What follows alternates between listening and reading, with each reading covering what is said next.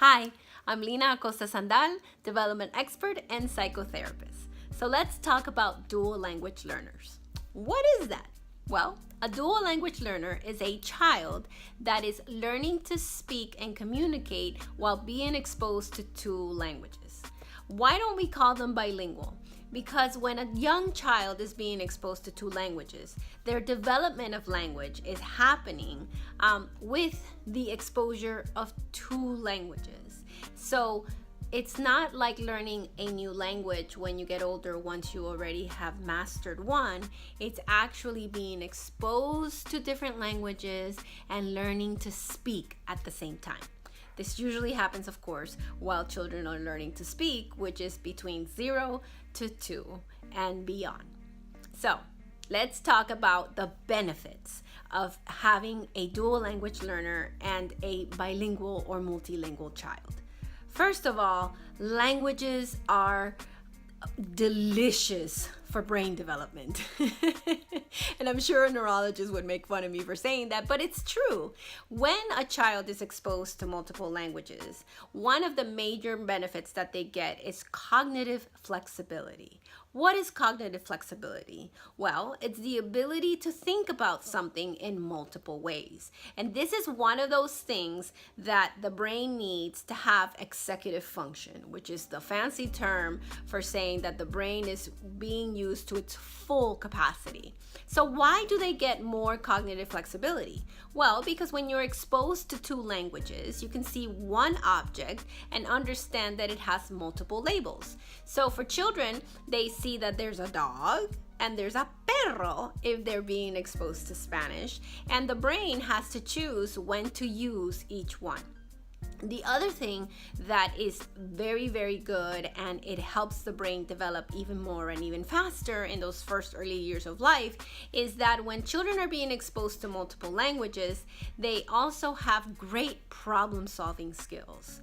Why is this? Again, hearing multiple languages, multiple ways of labeling one object. The brain has to work in figuring out and noticing when to use and how to use these particular aspects of the languages that they're being exposed to.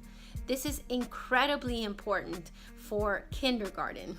Without problem-solving skills, it is incredibly difficult to be a good student. So because you're exposing them to multiple languages, your child now has cognitive flexibility, which is necessary to think about one thing in multiple ways, problem-solving, which is going to help them in their academic years, and finally, studies have shown that children that are exposed to multiple languages have a better sense on impulse control and inhibition. And I know if a kindergarten teacher is watching this, she will thank you for working on your child's impulse control when they reach her classroom. So there you go.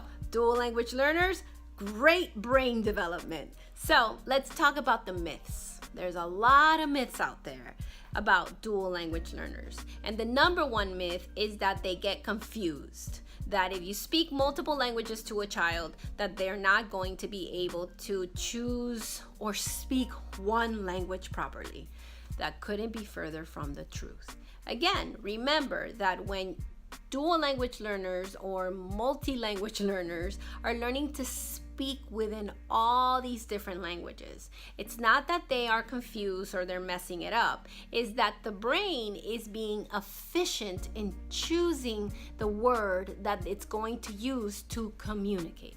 For example, a child that's 2 years old would much rather say the word agua than water. See what I had to do with my mouth? Water.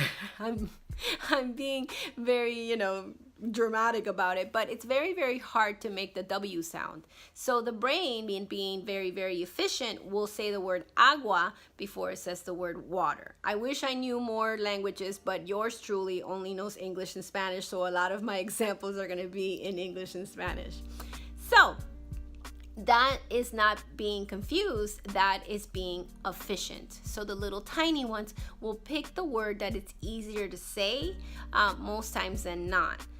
Just like dog, perro, dog is easier. And that's not confusion, it's just problem solving. Remember? from the previous example about wonderful brain development. So that's important. The other myth is that they don't do as well in school, or they take longer to learn. Now, this is a little bit based on a little bit of fact, because sometimes children begin kindergarten actually being exposed to English, not in a major way, but being exposed to multiple other languages at home. So once they get into the classroom, like that language is not 100% expressive, because that's another thing that we all need to understand. We all understand and learn to speak first by receptive language, and second, expressive language. So sometimes they know one of the languages really well in receptive, meaning that what they hear, they understand 100%, but their expressive language is not as developed as the other one. Again, it doesn't make them bad students, it doesn't make them slow, it's just that the brain is getting all that information, all those multiple labels and cognitive things, and putting it together so that then they can communicate. And then lastly, you know, what we know is that for a lot of parents, they worry that it's gonna delay other things. Nope. As long as you give equal amount of time to gross motor development, as well as the dual language learning, as well as the fine motor activities, children just need opportunity and constant experiences for all these things to develop well, because the child is working hard in developing and becoming a citizen of the world. So don't give up on the dual languages. It's not easy. There's a lot of resources out there. Moms Rising has an amazing resource in their website for ideas on how to keep it up at home, and keep at it, because you know our world is becoming more and more global, and the more languages we know, the more opportunities we have.